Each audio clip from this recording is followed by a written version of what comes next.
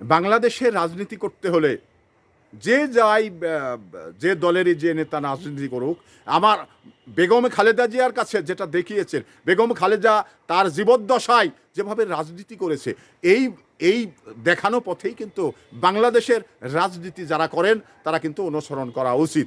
কারণ বেগম খালেদা জিয়া কখনো এত নির্যাতন নিপীড়ন সহ্য করার পরেও কখনো প্রতিপক্ষকে উদ্দেশ্য করে কথা বলেননি।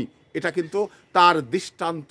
এই বাংলাদেশের মানুষ জানেন যে বেগম খালেদা জিয়া আপোষহীন নেত্রী। কারণ আপোষ কখনো অন্যায়ের সঙ্গে আপোষ করেননি, কখনো মানে আপনার অন্যায়ের দিকে ধাপিত হননি। তো এই ধরনের একজন রাজনীতিবিদ বাংলাদেশ থেকে আমরা হারানোর পরে যে তার শূন্যতা এটা কখনো পুরা হবে কিনা আমি জানি না।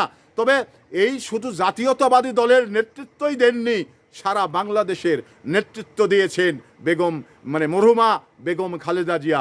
তো তার স্মৃতিচারণ করে কিন্তু আমরা তার গুণাবলী যে যথেষ্ট গুণাবলী রয়েছে এটা কিন্তু আমরা শেষ করতে পারবো না। তো আল্লাহ তাকে বেহেশতে নসিব করুন এবং তার শোকাহত পরিবার সমবেদনা জ্ঞাপন করে এবং তার শোক সইবার মতো আল্লাহ পাক যেন তার ফ্যামিলির ধৈর্য দেন, এই প্রত্যাশা ব্যক্ত করি।